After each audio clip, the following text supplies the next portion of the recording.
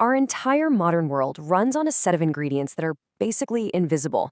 Today, we're going to pull back the curtain on the materials that power literally everything, from your phone to stealth jets, and dive into the high-stakes global race to control them. So think about this for a second.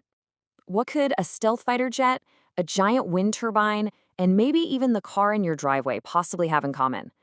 It's not steel. It's not plastic. The answer is this weird group of metals that have, very quietly, become some of the most fought-over resources on the entire planet. And that's really what they are. These materials are our world's hidden engine. They are the absolute fundamental building blocks for almost all of our modern tech. And this is the critical part for the entire green energy transition. We're talking about something called rare earth elements, or REEs for short. Now, it's a group of 17 different metals, and the name is actually a little misleading because they aren't all that geologically rare. What makes them so special, so valuable, are their completely unique magnetic and electronic properties. And for now, they are pretty much irreplaceable in tons of high-tech stuff. And what's so wild is how specific their jobs are. Take neodymium. That's the key to making the powerful, lightweight magnets that make EV motors and wind turbines super efficient. You add a little dysprosium, and suddenly those magnets can handle insane amounts of heat. Lanthanum, that's essential for the batteries that store all that energy. They are, and I mean this literally, the hardware of the green revolution. Okay, so here's the number that changes everything. To even have a shot at hitting our global climate goals, the International Energy Agency says we're going to need 4 to 6 times the amount of these minerals by 2050. Let that sink in. This isn't just a gradual increase, it's an absolute explosion in demand.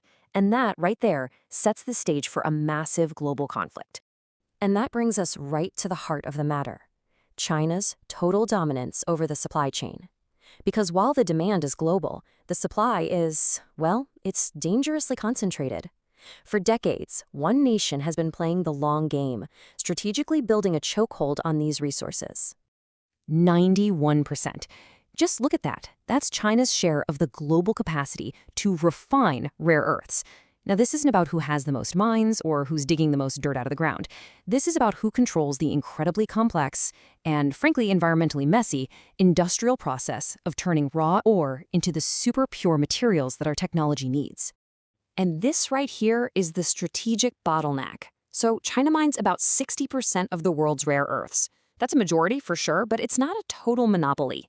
The real power, the trump card, is that 91% control over refining. It means that even if the US or Australia mines the minerals, they often have no choice but to ship them to China just to get them processed. That is how you weaponize a supply chain. For years, this was all just a theoretical problem, right? A what-if scenario that people warned about. Well, it didn't stay theoretical. In late 2025, that vulnerability was used as an economic weapon, and it sent absolute shockwaves through the entire global economy. And it all went down in less than 48 hours. On October 9th, 2025, Beijing just dropped the hammer, sweeping new export controls. And it wasn't just the raw metals. They used something called a foreign direct product rule, which basically said that any high-tech goods made anywhere in the world using their processing technology were now under their control. The very next day, the US fired back, canceling a huge summit and slapping a massive 100% tariff on all Chinese goods. A trade spat turned into all-out economic war overnight. The fallout was immediate, and it was devastating. Ford had to stop making the Explorer SUV in Chicago. Car parts factories all across Europe just shut down.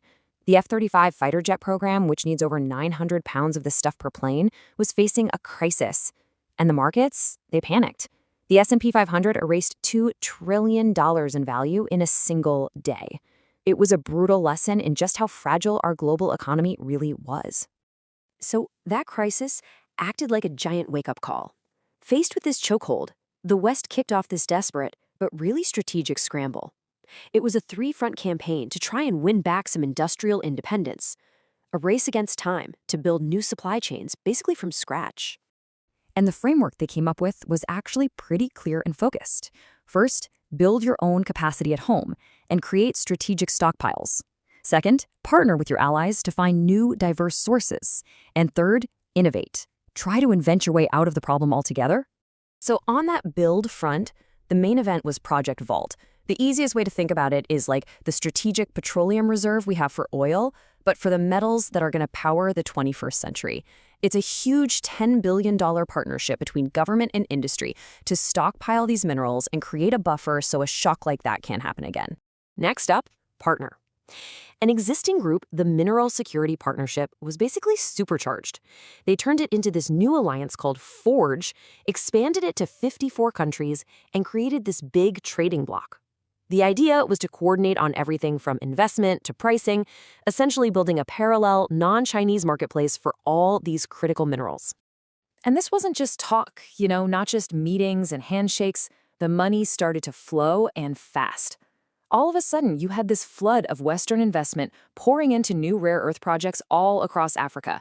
We're talking about mines like Kangankunde and Songwe Hill in Malawi, Longonjo in Angola, Phalaborwa in South Africa, all being fast-tracked to get new, friendly supplies of rare earths onto the market as quickly as possible.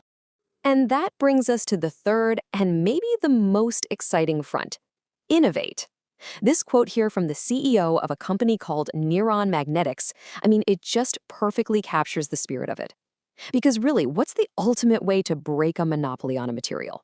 Well, you invent something better that doesn't need it at all.